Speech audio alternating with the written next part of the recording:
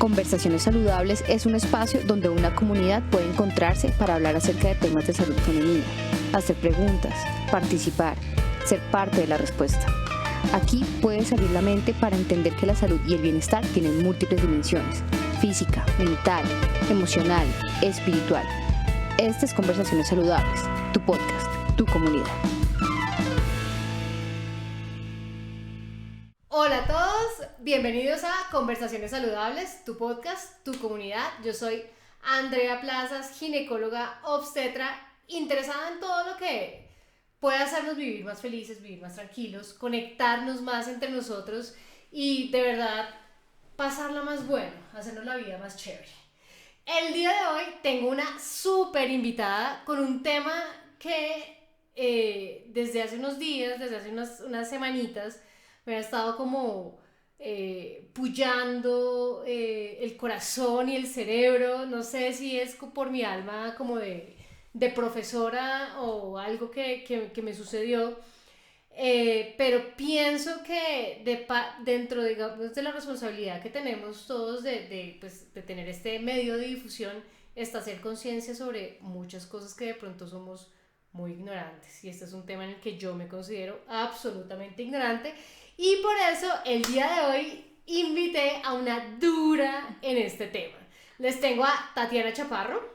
Ella es psicóloga de la Universidad Javeriana con 3 maestrías. Está más preparada que un cumis, les cuento. Tiene una maestría en educación especial, otra en psicopedagogía terapéutica y la otra en intervención en las dificultades de aprendizaje. En este momento es coordinadora de un centro de aprendizaje y es consultora en educación inclusiva. Hola Tati, ¿cómo estás? Bien, André, hola a todos y a todas y a todos. Todes, me encanta. Tati, yo no entiendo, o sea, esta es una mujer que tiene, no sé, 30 años, es una bebé, 3 maestrías y todas las cosas que ahorita les vamos a contar, que yo realmente siento profunda admiración por todo lo que has hecho y por lo que estás haciendo en este momento en este tema. Ahí les conté como todo el perfil profesional de Tati. Tati, como les dije, más preparada que un cumis, pero cuéntanos, Tati, ¿quién es Tatiana? ¿Qué nos quieres contar a la comunidad? Cuéntanos algo de ti.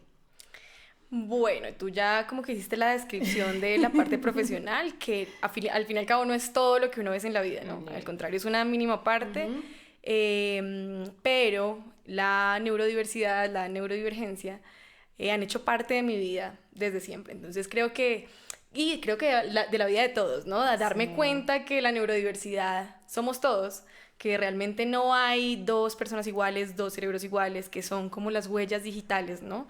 Nuestros cerebros son como las huellas digitales. Esto ha hecho parte de mi diario vivir. En un momento que hice como ese eureka, Sí. ya les cuento el momento. Y yo creo que sí, ha sido como mi carrera ha girado en torno a la potenciación de habilidades cognitivas, a la fiel creencia de que todas las personas podemos ser lo mejor de nosotras mismas con el contexto adecuado. Wow. Entonces ya saben para dónde vamos, ¿no?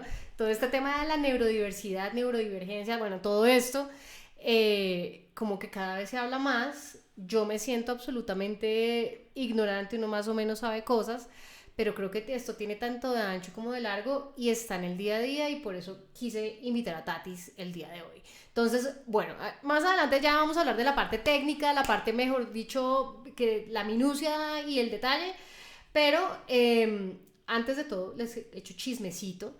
Yo a Tati la conozco hace años. Tati es la prima de una de mis mejores amigas, Lorena Pinzón, que ya estuvo aquí también en el podcast. Hicimos un episodio divino sobre medicina estética, que vayan a verlo porque está súper interesante. Pero yo a Tati la conozco hace rato. Yo sabía que ella estaba estudiando, pero yo no sabía que sabía todos estos temas tan interesantes. Eso fue hace poquito que estuvimos viendo un partido de fútbol y estábamos hablando como de un par de cosas y ¡pin! Lo que tú dices, clic, y dije, no, aquí está, esta es la persona con la que yo quiero grabar este episodio, que me parece que es súper interesante. Yo, digamos que empecé como a tener mis pensamientos y mis dudas y querer profundizar o conocer por lo menos algo del tema, con una experiencia que yo tuve con una estudiante. Una estudiante que en mi concepto, y creo que en el de muchos compañeros, es una persona que es muy inteligente, muy capaz, y una gran profesional y una gran persona. Pero en la experiencia lo que nos pasaba era que, a pesar de que uno la veía que rendía perfectamente, respondía a sus exámenes, todo esto, habían cositas en las que nosotros veíamos que era más como de desempeño de la parte de blanda, de comunicación, del trato con pacientes y de como cierto rendimiento que uno esperaría normal de... Gracias por ponerlo entre comillas. Exactamente. Entonces, como todos nos comportábamos más o menos de cierta forma, uno esperaría que ella se hubiera rendido así, pero no fue así. Cuando uno la iba a ver en la práctica, tenía unas dificultades en su desempeño en ciertas cosas muy puntuales, en sus relaciones sociales, en ciertas cosas de comunicación, y bueno, el hecho es que eso, digamos que nos costó mucho porque tratar de llevarla a ella hacia el grupo fue muy difícil, es muy difícil. Y siento que de pronto fallamos porque de pronto lo que había que hacer era algo diferente para poder individualizar el proceso de ella, que iba a ser diferente al de sus compañeros.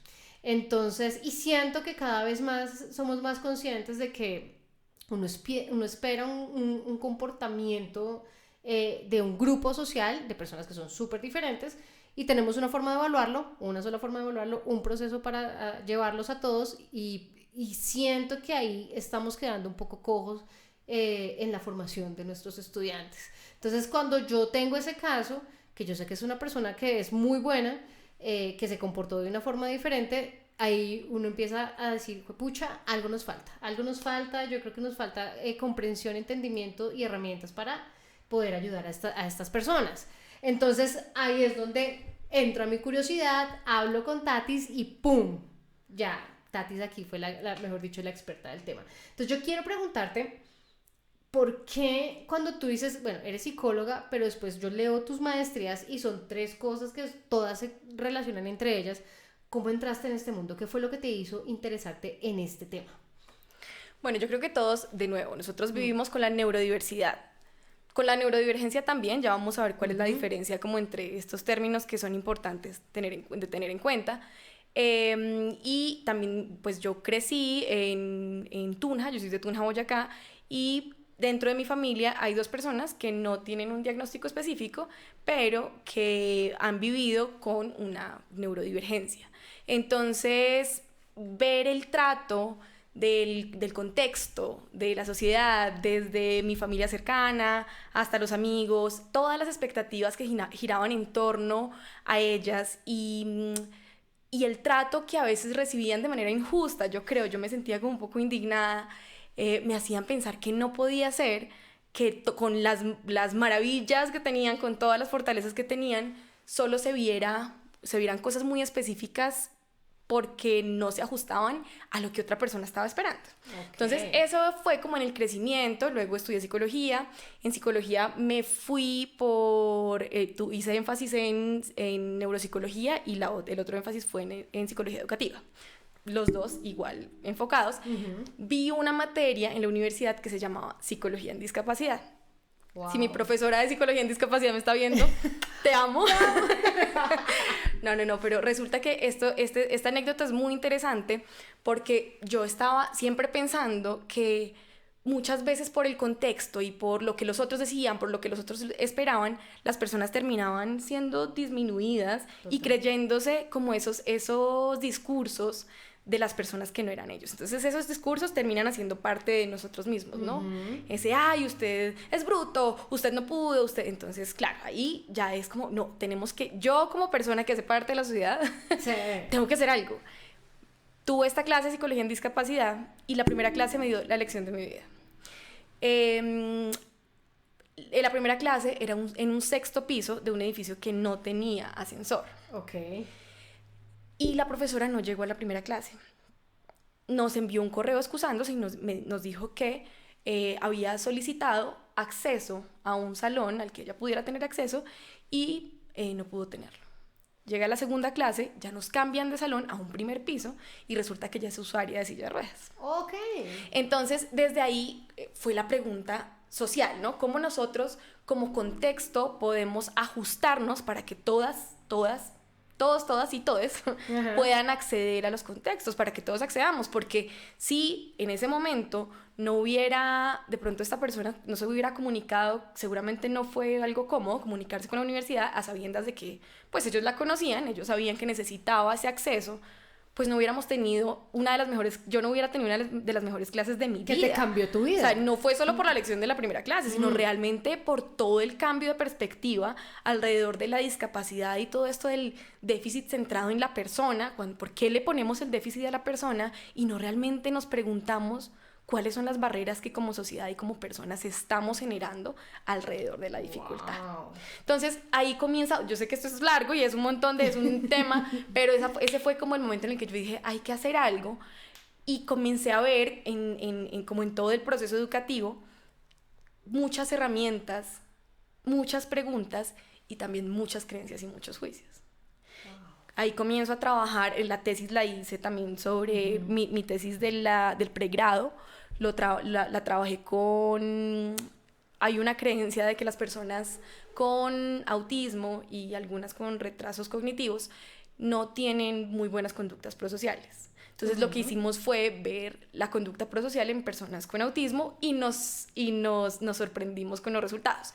Ya luego comencé a trabajar con una de mis profesoras, con mi asesora de tesis, en un lugar de inclusión laboral y social de personas en condición de discapacidad. Entonces era muy bonito y se hacían comunidades. Los sábados, por ejemplo, hay un súper programa que se llama Diverparche. Es la consolidación de una familia. O sea, realmente son amigos, son familias, son personas en condición de discapacidad y sin discapacidad. Todos estamos juntos y todos vamos a un parche, se llama Diverparche. Entonces, divino. Publicidad no pagada, pero es muy chévere porque realmente pues vamos a jugar bolos todos y todos nos beneficiamos y todos vamos a hacer obra social y todos vamos de rumba. No te creo. Y todos vamos a hacer las cosas para vender en la feria del Diverparche. Pero lo hacemos todos y realmente todos nos beneficiamos. No es la obra social y de nuevo esa perspectiva tradicional de la ayuda y como desde la parte compasiva. No, es todos estamos acá, somos una comunidad. Los días del cumpleaños todos nos llamamos. Los días, sí, como los días especiales, todos estamos pendientes. Navidad, todos lo pasamos juntos. Entonces es como esa familia que uno crea, que se supone que cuando hay alguna neurodivergencia no puede estar, o cuando hay de pronto alguna dificultad social o cognitiva no está, y realmente sí está. Entonces ahí como que todo se comienza a abrir. Esta perspectiva es que no podemos poner techo y eso es lo que estamos haciendo. No, es que tienen que tener cuidador toda la vida.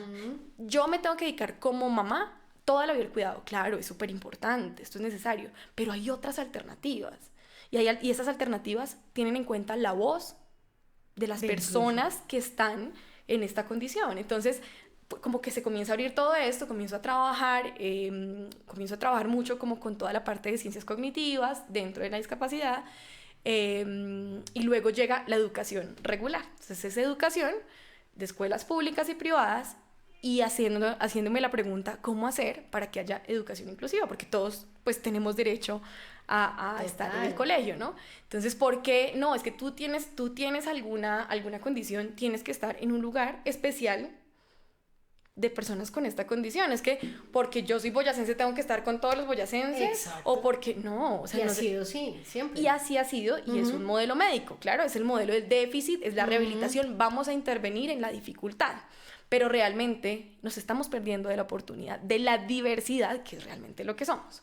Luego esto se va abriendo, comienzo a trabajar con una persona en el colegio con una condición. Ella tiene síndrome de Down, pero es muchas más cosas que realmente está este síndrome, y es de las primeras personas que se gradúan de un colegio regular acá en Colombia. Entonces es súper bonito. ¡Qué experiencia! Y comenzamos a hacer como todo el proceso y ya viene entonces una ley que es el decreto 1421 del 2017, que ya vamos a hablar de eso un poquito más adelante, donde pues establece que todas las personas tenemos derecho a la educación y que a ti no te pueden decir que porque tienes de pronto una discapacidad o una neurodivergencia o una diferencia no puedes estar en el colegio porque no hay recursos. Es simplemente una ley. Hay unas estrategias para permitir que la persona acceda, logre y participe dentro de las experiencias de aprendizaje escolares.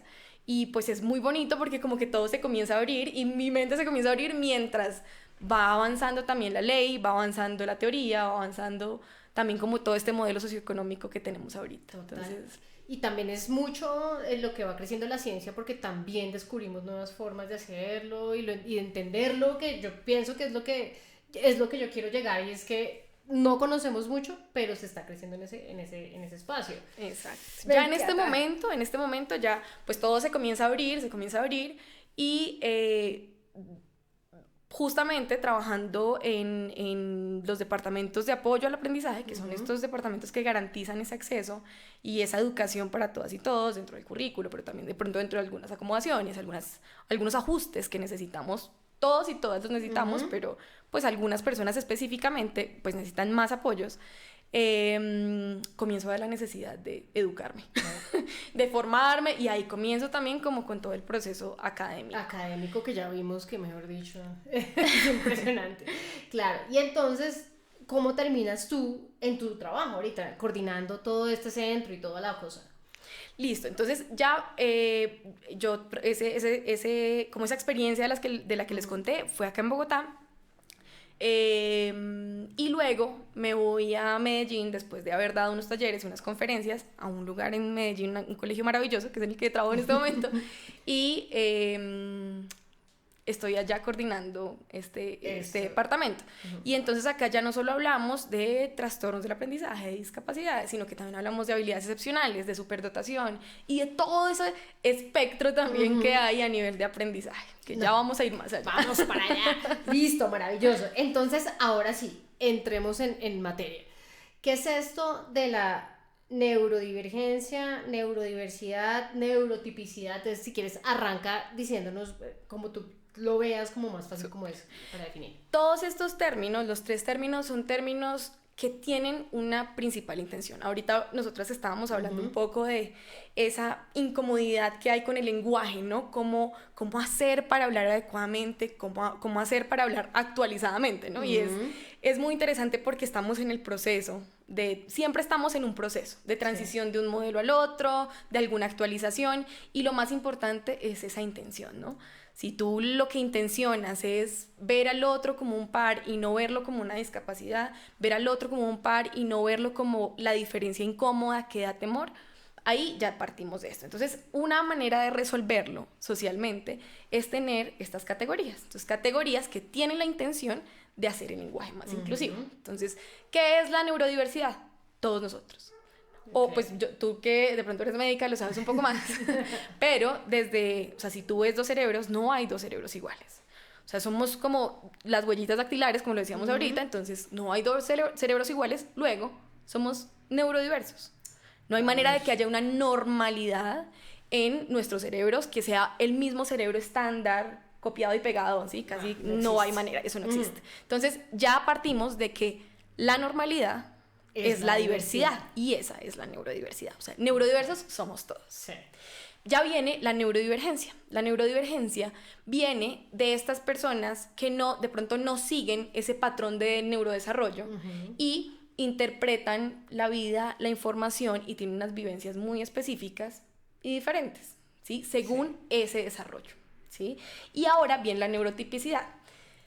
Yo tengo un poquito de conflicto con este término de neurotipicidad, porque se habla de típico y atípico, ¿sí? Que es casi como la normalidad y la normalidad, siendo esto un poquito más cercana a la buena intención de ver al otro como un par. Entonces la neurotipicidad es lo que no es la neurodivergencia, ¿sí? Como un poco el cerebro que se desarrolla con el patrón de tipicidad humano. ¿Sí? Entonces creo que son esos 3. Entonces, por eso la neurodivergencia, vamos a hablar de neurodivergencia, la neurodiversidad somos todos, todo es nuestra naturaleza, y la neurotipicidad es el cerebro que se ajusta, o la persona también que se ajusta al patrón y a la tipicidad y a la normalidad. así. Fabuloso, me encanta. Entonces ahí ya arranquemos y metámonos en la neurodivergencia. ¿Cuál es la clasificación de esa divergencia? Porque deben haber diferentes tipos de divergencias. Claro que sí. Entonces, en esta neurodivergencia están estas condiciones específicas que nos hacen ver la vida de una manera distinta, inferir la información de una manera distinta, tener unas relaciones sociales distintas. Entonces aquí están de pronto donde lo que en un manual médico, en el DSM-5, estaría, no sé, un trastorno del aprendizaje como de la lectura, la escritura, lo que anteriormente era la dislexia, la discalculia, un trastorno por déficit de atención con y sin hiperactividad, los trastornos, porque no es solo uno, los trastornos del espectro del autismo, ¿sí? Que ahorita la idea de este podcast es justamente hablar de esto. Algunas condiciones como la esquizofrenia, ¿sí? Entonces se dan cuenta todo esto, es como unas características específicas que nos permiten ver la vida con unos lentes distintos. Ok, fantástico. ¿Qué criterios existen para yo decir, bueno, te meto aquí en esta neurodivergencia? ¿Por qué? O sea, ¿qué es lo duro que nos haría a nosotros sospechar o pensar que te vas para esa clasificación? Listo. Bueno, hay varios manuales que nos permiten ver esto. Todo esto creo que lo hablamos del modelo médico, que es el anterior modelo del que estamos hablando, pero pues lo médico es importante para poder caracterizar y poner unos objetivos muy claros en este crecimiento de las personas. Incluso yo misma me pongo unos objetivos conociendo mi perfil.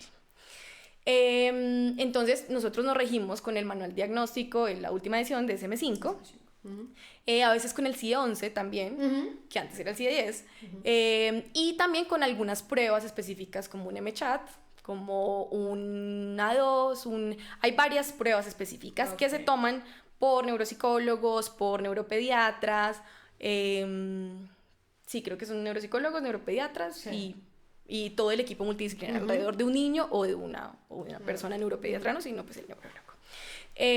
Depende de esto, entonces ahorita ya vamos a hablar un poco más de los trastornos del espectro autista, ¿no? Sí. Hay dos, ¿qué es el primero? ¿Qué son los trastornos del espectro autista? Gracias. Vamos un poco, creo que vamos hacia eso, ¿no? Sí. Más que caracterizar el resto de neurodivergencias. Quiero que vamos hablemos de eso. Entonces, es una condición neurobiológica que tiene unos correlatos en el sistema nervioso central, ¿sí? Esto hablando desde la parte fisiológica, ¿sí?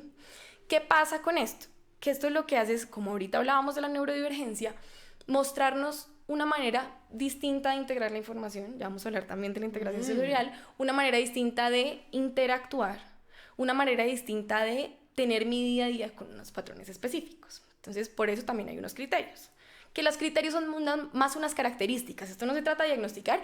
Y yo quiero, e incluso yo quiero aclarar que esta sesión es más como una cuestión de conversar alrededor de los autismos, conversar alrededor de nuestras posturas dentro de la sociedad frente a la diferencia, que la diferencia también somos nosotros, pero esto no reemplaza ni una cita médica, ni una cita neurológica, nada de esto, ni una cita con el neuropsicólogo, nada de esto. Simplemente creo que es importante y responsable antes de todo esto. Totalmente, porque yo lo que quiero también es, cuando hablamos de esto, es hacer conciencia, o sea, y de pronto que generar un poquito de inquietud y que la gente que tenga la curiosidad y que quiere investigar más, pues bueno, se dirija a donde tiene que ir, pero pues digamos que esto es un poquito de conciencia. E incluso, si requieren de recursos, sería muy chévere, también podríamos dejarlos en el... Vamos a dejar recursos. Sí, unos recursos para que pues, los averigüen y si quieren indagar, magnífico, pero esto... hacer. En caso de que de pronto ustedes digan, bueno, tengo una duda sobre esta persona o sobre mí mismo, esto no reemplaza esas citas. Y esto no reemplaza ni una terapia ni nada de esto. Es fabuloso, me encanta. Listo, entonces hay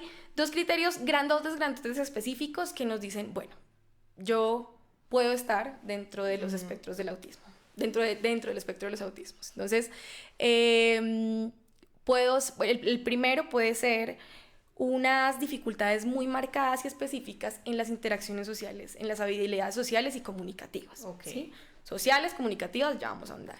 Y el segundo son patrones muy específicos de comportamiento e intereses restringidos. ¿Sí? Esos son los grandotes, que tienen un fondo. ¿Sí? Las dos tienen un fondo, pero realmente son como los criterios grandototes. ¿Qué quiere decir esto? Ahorita tú estabas hablando de como un caso que tuviste. sí, podemos ver unas dificultades sociales, de pronto alguna cuestión de entendimiento. No sabemos si de pronto es una persona que está dentro del espectro autista. No lo sabemos. Vemos un criterio, pero porque tengamos un criterio, tenemos todos criterios de muchas cosas, ¿no? Entonces, sí. pero de pronto hay otras cosas que nos pueden decir, Piénsalo, sí. sí, de pronto esta persona necesita apoyo en esto y necesitamos nosotros cambiar de lentes, ¿listo? Entonces, ¿de qué se trata esta parte de habilidades sociales? Cuando un bebé tiene 3 meses y la mamá pone al bebé al frente del niño, el niño va a mirar a los ojos, ¿cierto? Y va a sonreír. Sí. Ojo, no mirar a los ojos no es un criterio de autismo. ¿Sí? Lo que realmente nos podría llamar la atención es la referencia visual, que yo te señale allá y tú no mires hacia allá con mi dedo, ¿sí? Sí. O que al señalar, pero el que tú no me sostengas la mirada no quiere decir... No necesariamente. Exacto. Entonces, eso es que es un mito a veces, que no, es que no me sostiene la mirada esa persona, no. Ajá. Ese en primer lugar. Entonces, esa parte social es muy compleja. Y esa parte social es tan compleja que viene desde la parte de los sentidos, ¿sí? Entonces, claro, la primera es el mirar a los ojos o el responder a los 6 meses más o menos una sonrisa, o que si yo te hago una cara fea, tú me vas a responder como bebé, a llorar o a hacer alguna respuesta, ¿cierto? Esa es la primera parte. Entonces, ya ahí comienza, desde esa parte tan pequeña, comienzan las habilidades sociales, ¿cierto? Que ya al año, si yo te digo, André, y tú no me respondes a tu nombre, algo está pasando y hay una señal de alerta, ¿sí? Que hay muchas cosas implicadas acá, pero el primero es el sistema de los sentidos.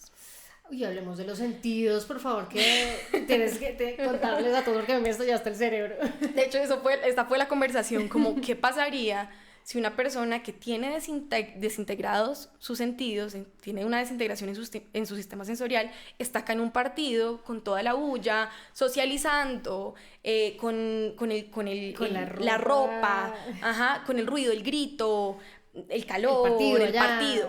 Aquí tú y yo estamos hablando, pero no estamos afortunadamente filtrando lo que pasa alrededor. Sí.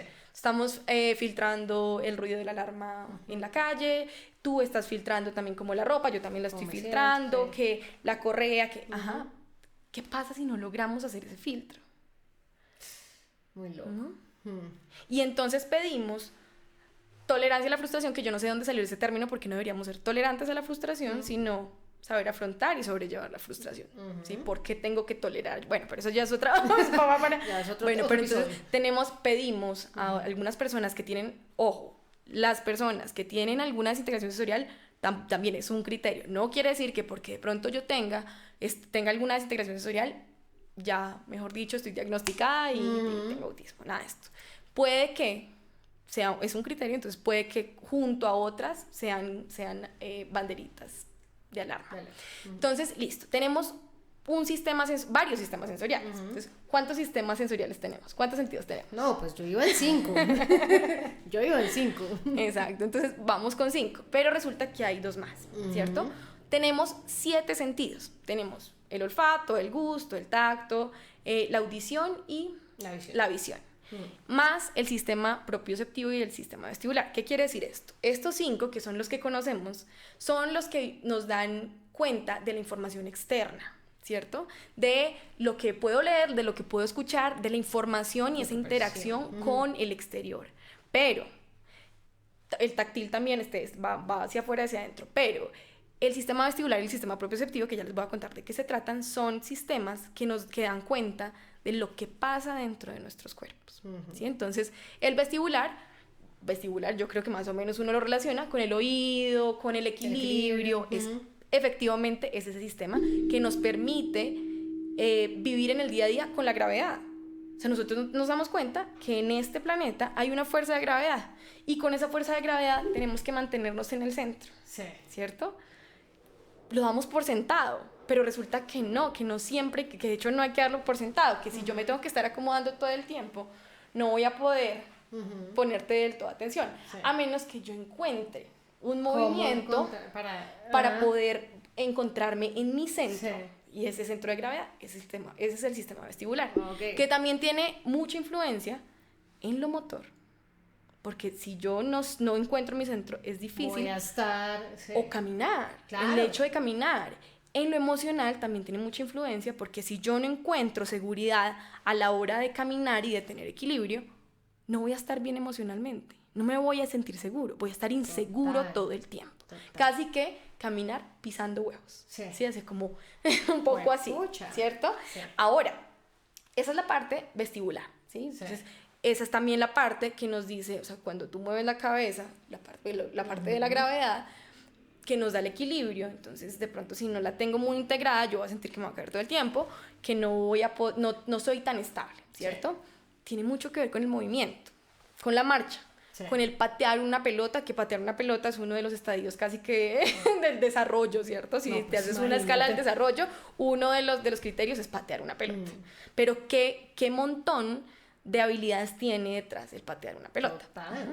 Ese es entonces esa parte del sistema vestibular, no sé si está más o menos claro. Totalmente claro.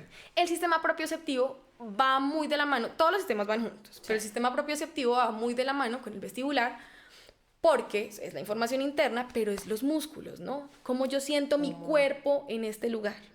El espacio y la acomodación como que yo tiene en el los ajustes posturales, entonces lo mismo, tengo que hacer ajustes posturales. Muchas veces ya vamos viendo de pronto personas que tengamos alrededor que tienen que hacer estos ajustes, de pronto hay una cuestión, listo, ahora el táctil. El órgano más grande de todo el cuerpo, ¿cuál es? La piel, ¿cierto? El más largo. No, el más grande no. No, el más largo. Sí, es como la piel. Es uno de los órganos. Pero realmente la piel, toda la piel tiene terminales nerviosas, ¿cierto? Y si toda mi piel está teniendo terminales nerviosas, en todos los lugares de mi piel tengo que hacer filtros para poder poner atención. Entonces, lo que hablábamos ahorita, no, es que tengo la correa, la marquilla, que nosotros, los zapatos, que lo naturalizamos, pero definitivamente son estímulos sensoriales. Y sigue siendo información que tenemos que integrar en nuestro cerebro. Imagínense la sobrecarga que puede tener una persona que no tenga un buen sistema de integración sensorial. No tenga buena integración sensorial. Entonces, claro, de ahí viene todo. ¿Y yo cómo voy a interactuar contigo? Si estoy pensando en todas estas cosas, tratando de identificar cada uno de los estímulos que tienes. Ahora, no entiendo muchas veces tus expresiones faciales. Entonces no sé de qué me estás hablando. ¿Sí? Tú me puedes, el sarcasmo, la literalidad, son personas muy, pues voy a ser muy literal. No entiendo el sarcasmo, necesito que me des una certeza, que me acompañes lo que me estás diciendo con realidad. Si tú me dices, ve corriendo, como rápido, yo voy a ir corriendo, porque es exacto. Hacele, ¿qué es hacele? Ajá, ¿qué es hacele? ¿Yo qué tengo que hacer? ¿Qué hago? Es frustrante. Entonces imagínense todas las implicaciones que tiene esto, implicaciones familiares, implicaciones escolares, las implicaciones sociales. Y entonces vemos cosas como la rareza, que es una etiqueta muy fuerte, porque si todos pensamos en nosotros, pues es que somos diversos. Entonces no hay nada de esto raro, simplemente es una de las diversidades. Ya. Listo, y dentro de ese sistema gigantísimo, pues que es esta información con la que yo interactúo día a día, de afuera y de dentro, ya ahí comienza todo. ¡Wow!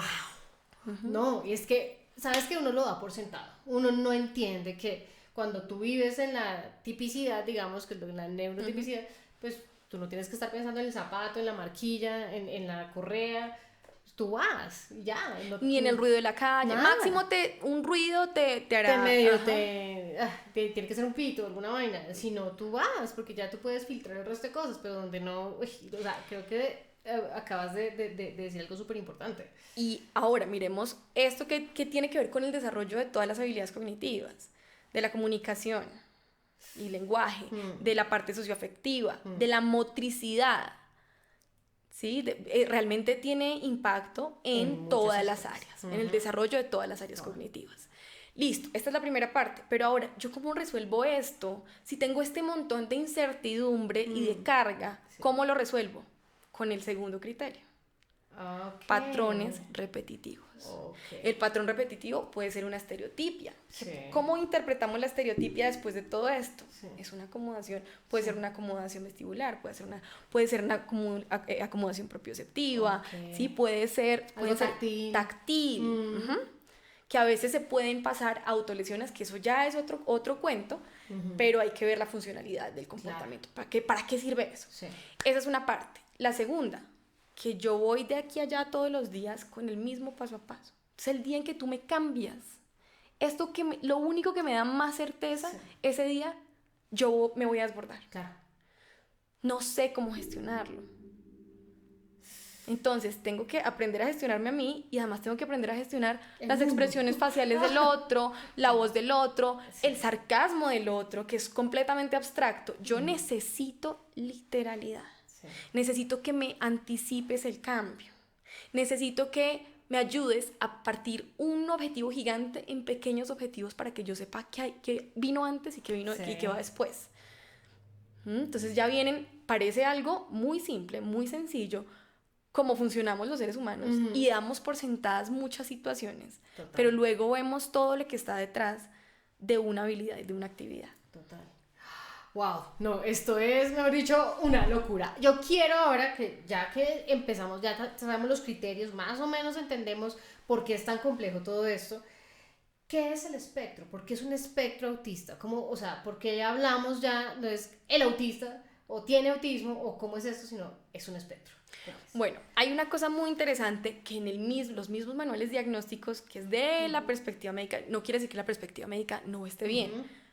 Claro que nos ayuda, pero ya vamos como hablando un poco de la perspectiva de calidad de vida, de qué es lo más importante para esta persona, ¿cierto? Sí. Desde esta perspectiva, el modelo médico también está cambiando.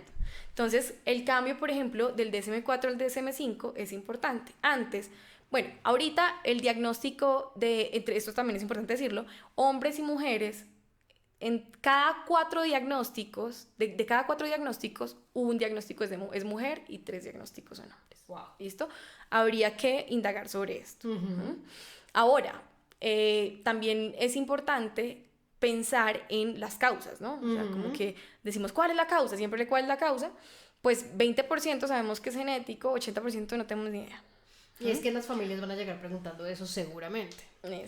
Exacto. Pero entonces, todo esto ha tenido un cambio y es que se ha hablado tanto pues en la patología en general y en los trastornos de cuando hay un trastorno es un trastorno leve, moderado y severo, ¿cierto? Ese era el anterior paradigma. Pues resulta que no, porque eso no permite el dinamismo del ser humano en el cambio y el crecimiento. Entonces, ahorita ya hablamos de niveles de apoyo. Okay. Entonces, son los espectros, casi que no es solo un espectro, sino los espectros, es como el espectro de los autismos, porque así como tienen unos criterios grandes, generales, que se pueden cumplir, pues esto puede venir acompañado de muchas cosas, puede tener muchos criterios, ¿sí? Entonces, así como somos diversos en general, también hay no hay 2 autismos iguales. Antes se hablaba, a eso iba, del manual diagnóstico del DSM-4, se hablaba de diferentes tipos de trastornos generalizados, ¿sí? Entonces, se hablaba de el autismo, Asperger, Rett, que era un trastorno una condición que solo le daba a las mujeres, pero ahora se junta todo esto porque no es suficiente, realmente no es suficiente, tenemos mucha más tela que cortar ahí. Entonces, para tener más en cuenta en cuenta a toda la población que está dentro del espectro autista, la idea es mirarlo a través de niveles de apoyo en estos, no es como el tipo Asperger, tipo Rett, tipo nada. Sino el autismo y qué tanto apoyo va a requerir. Exacto, entonces son 3 tipos de apoyo, ¿sí? El apoyo, entonces es el apoyo, pero no es que tú tengas autismo tipo 3. Tipo con apoyo 3, sí. No, es que el apoyo es en las diferentes dimensiones. Entonces, así como, bueno, yo puedo tener un perfil en el que tenga un nivel de apoyo 3 en socialización. Puede que no necesite lo mismo a nivel académico y no tenga un nivel de apoyo 1 o un 0 nivel de apoyo. Entonces, esto va cambiando y la idea es que según todo el proceso que se va haciendo de crecimiento también, porque las personas crecemos, Y nos cambiamos. transformamos durante la vida, Sí. y así como hoy puedo tener un nivel de apoyo 1 en algo, luego las demandas sociales, por ejemplo, van aumentando, necesito un nivel de apoyo 2, luego, ¿sí? Como que todo esto es dinámico. Súper dinámico, ok. Ya no es algo, no es que, bueno, algo que olvidé decir al principio en cuanto a lo que era el autismo, es una condición que está de por vida, o sea, no es una enfermedad, no es algo que haya que curar, es una condición y es una manera de ver el mundo, de integrar la información, de inferir las interacciones distinta. Claro, Pero esto no se va a curar porque no es una enfermedad, ok. ¿sí? El déficit no hay un déficit en la persona, ¿sí? Es simplemente la forma en que se integran las cosas. Exacto, son unas características específicas en cómo se integra, se infiere la información y se infiere la vida. Entonces esto es importante antes de todo, pues como, y por eso es el espectro del autismo o los autismos. Claro. Wow, es que es impresionante porque entonces ya tú lo abres a todas las dimensiones de la vida, la parte social, la parte motora, la parte de aprendizaje, la parte, no sé si tiene algo que ver con el desempeño laboral, con una cantidad de cosas. Claro, completamente con el desempeño Claro. laboral. Ahora miremos si la barrera está en que de pronto yo aún estoy desarrollando habilidades sociales o la barrera está en que tengo un contexto sarcástico que yo no voy a entender. Wow. Por ejemplo, Sí. es muy fácil hacer el chiste que yo no entienda. ¿Dónde está la barrera? ¿En mí, que no entiendo el chiste, o en el contexto que me está generando unas barreras específicas y completamente innecesarias? Wow. Y ahí viene lo laboral, viene lo educativo, viene la misma familia, vienen las creencias. Y es que ahí era lo que yo te quería, ya digamos, para avanzar ahí en ese pedazo, y es que, claro, tú estás absolutamente involucrada en el tema educativo y todo esto que me parece hermoso, espectacular, y creo que me inspira un montón porque yo quisiera que esto estuviera integrado en todos los ámbitos en donde estamos enseñando, pero es que es en todos los aspectos de la vida. ¿Cuáles son los retos que tú ves, por ejemplo? Y pues los vemos todos en la parte educativa, claro, tú lo has dicho, pero también está la parte de interacción social, la parte familiar, porque también las familias siento que tienen unas dinámicas que tienen que cambiar, una cantidad de cosas que tienen que... ¿Cómo hacemos para poder estar como cambiando los paradigmas en todos estos aspectos para poder ayudar o incluir mejor a estas personas? Yo creo que el reto más importante, tú hablas ahorita de incluir, ¿no? Antes de ir hacia la pregunta que te voy a preguntar de nuevo, pues porque voy a hablar de otra cosa, Sí, dale. hablar de incluir, o sea, como integrar, incluir, es súper importante. Tú has tocado un tema, es inclusión, sí, o sea, se trata de incluir. ¿Qué es la integración? Entonces, voy a hablarlo desde la parte educativa. Sí. Integrar a una persona es hacer que esté en el mismo lugar, Sí. no participando, no accediendo, solo Estando, ok. Eso es integración. Sí. Que es el modelo que de una u otra forma estamos siguiendo ahorita, lastimosamente. Pero estamos en proceso, también Sí. estamos en un proceso. Listo. ¿Qué es la inclusión? La inclusión es que la persona entre al lugar, accediendo, participando y logrando. Es Wow. decir, teniendo toda una experiencia para sí misma, ¿sí? Pudiendo aprovechar al máximo esa oportunidad, esa experiencia que está teniendo social, educativa, o como se quisiese ver. Y la tercera, que no se ha hablado, es hablar de los lugares inclusivos. No es la inclusión de la persona, sino que es la educación inclusiva. Es Ok. el trabajo inclusivo, que son redundancias. La educación no debería ser inclusiva. La educación es inclusiva. No, mentiras, perdón. La educación no debería llamarse educación inclusiva. La educación es inclusiva en sí misma. ¿Qué quiere decir que la educación sea inclusiva? Que está pensada desde el principio para todos. Entonces es distinto, ¿cierto? Es distinto pensar en la integración. No, es que esa persona participa y pues sí, está ahí. Y viene, yo la veo que Está se sienta, cerquita ahí. ¿verdad? No. Sí. O sí, no, pero ella está ahí, pero hace mandalas y dibujos. Mientras los otros están haciendo otro tipo de cosas que... Ecuaciones, no sé. Exacto. Y pues, porque no tiene la misma oportunidad dentro de su aprendizaje de acceder, lograr y participar. Sí. La otra, que ya es la inclusión, es decir, bueno, ¿qué necesidades tienes tú? ¿Sí? para qué y qué barreras tienes tú para entrar al sistema educativo o al sistema laboral o al sistema del que estemos hablando. Y la otra es más pensar los contextos y los lugares inclusivos en sí mismos, pensados ya no para esta persona, no estamos hablando del déficit. Yo creo, y ahí voy, porque es, de los retos más importantes es ese cambio en las creencias y ese cambio paradigmático, ¿no? Entonces, si yo creo que esa persona es rara, si yo creo que el déficit está en la persona, si yo digo, no, es que esta persona es todas las etiquetas que te puedas imaginar. Sí. Rara, torpe, antisocial. O sea, todo lo que ustedes quieran decir, ¿sí? Que uno a veces es muy duro con su discurso y el discurso es la configuración del pensamiento. Entonces es importante, por eso, cuidar mucho las palabras. De pronto es importante también ver las sensibilidades frente a las palabras, porque todos estamos en un proceso de aprendizaje y lo importante es que vengan de un lugar bien intencionado y amoroso. Ya, si lo dijiste bien, si lo dijiste mal, si lo dijiste... No importa, sí, eso no importa. Pero en este sentido, las creencias, esa creencia sobre el déficit está en la persona y esa persona es la que, pues está ahí, pues le estamos haciendo es un favor. Que eso es muy duro y pasa frecuentemente. Sí. En lugar de decir, no, o sea, creemos las condiciones para que no solo esta persona, sino todas las personas dentro de sus diversidades puedan acceder. Entonces creo que el mayor reto en todos los sistemas en los que yo he podido participar ha sido el de las creencias.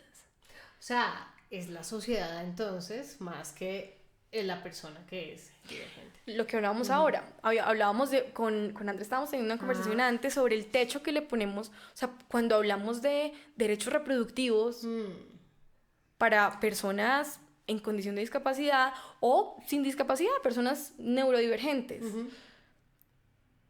La gente, pues eso como que genera un escozor, ¿cierto? Sí. ¿Cómo así que pueden reproducirse? ¿Por qué no? Sí. ¿Por qué no? Es que pues somos todos tenemos este derecho. ¿Quiénes somos nosotros para determinar si alguien tiene un derecho o no? Y diciendo casi que no eres un ser humano. Un ser humano. Que era lo que antes había con el proceso de interdicción. Sí, que ya ha habido un cambio en este proceso que pues no tienes voz ni voto, pero tienes atención médica y una pensión. Sí. Pero es que yo también quiero firmar un contrato.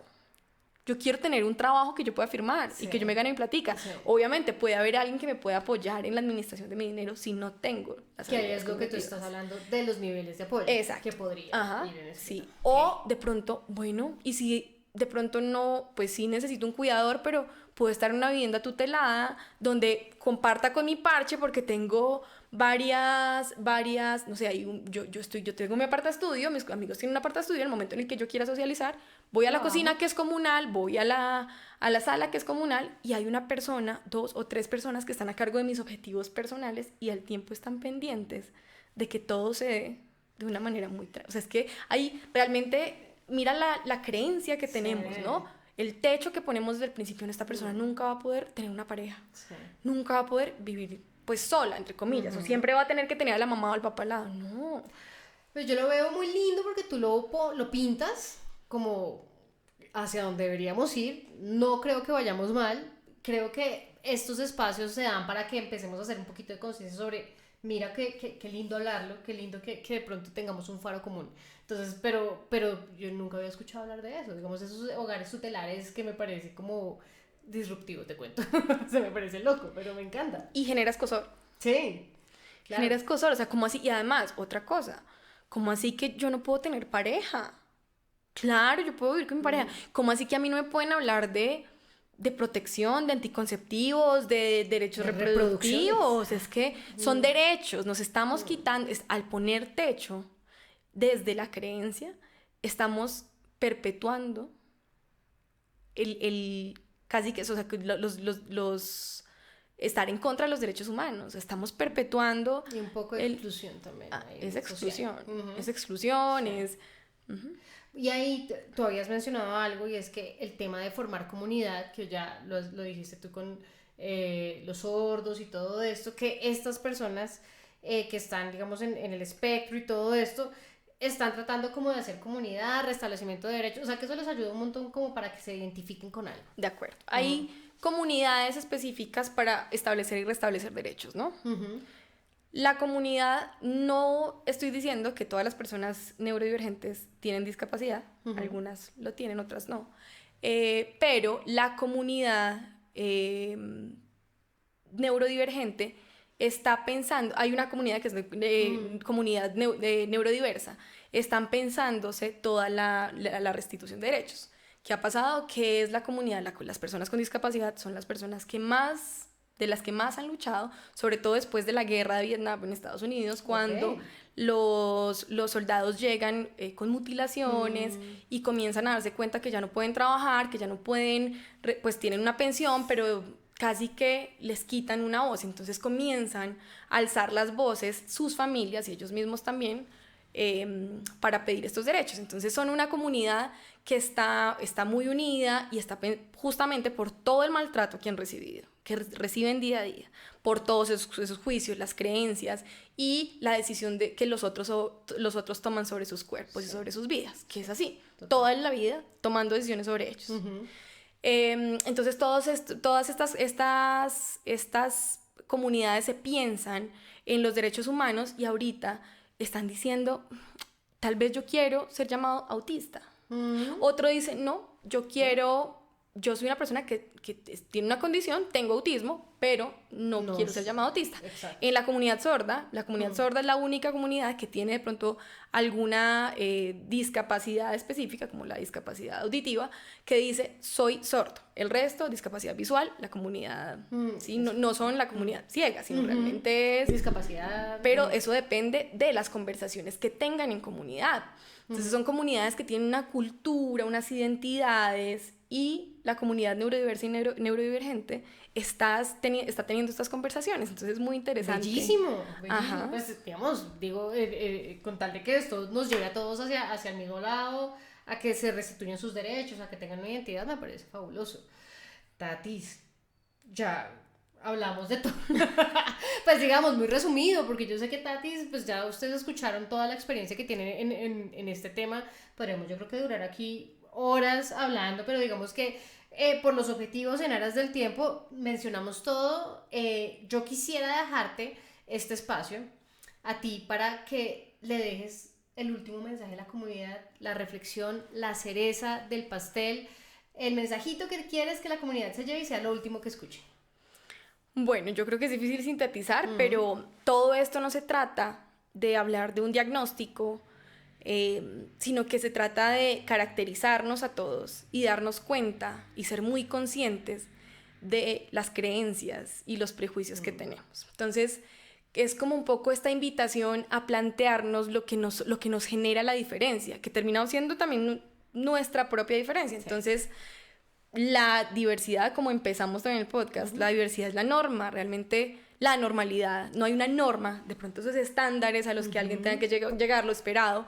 Realmente lo que debería ser esperado es esta diferencia.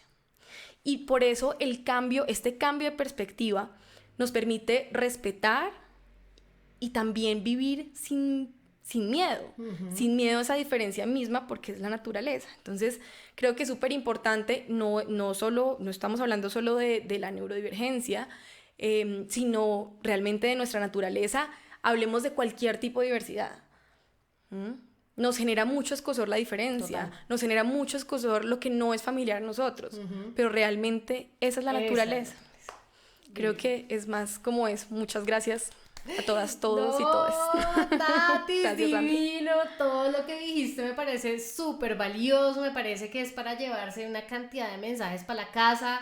Te agradezco muchísimo porque yo de verdad estaba perdida en este tema y con esto de verdad me dejas muchas inquietudes para llevarme a mí para mi vida y para mi ejercicio profesional. Esto me parece muy valioso, espero que a ustedes también les haya servido un montón. Te agradezco tu generosidad, tu tiempo, tus conocimientos, porque esta vieja es una dura. Esperamos que ustedes también nos pregunten si quieren. Recuerden suscribirse a este canal, estén pendientes de las redes sociales, porque si hay algún evento, algo que ustedes le quieran preguntar a Tatis, ahí vamos a estar pendientes. Entonces, Tatis, muchas gracias. A ti y a ustedes. Ya. Chao. Chao. Si te pareció útil esta conversación, compártela.